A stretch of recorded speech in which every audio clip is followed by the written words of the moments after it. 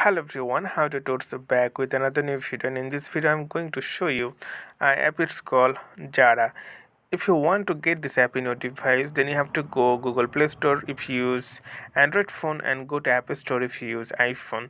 So after that, search Zara and then it's okay, and after that you'll get this app like this. So you can see the rating of the app 4.2 out of 5. So when you get any app, the app is more than 4, we consider that the app is good.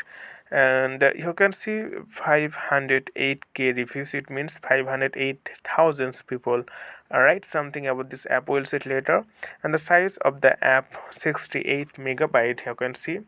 And good thing is 50 million plus people already download this app and use this app. So what you need to do to get this app, so simply tap on the install button. So it takes few time to install in your device. So okay friend, I hope this video was helpful for you. So today is no more, and please consider to subscribe my channel, and thank you for watching.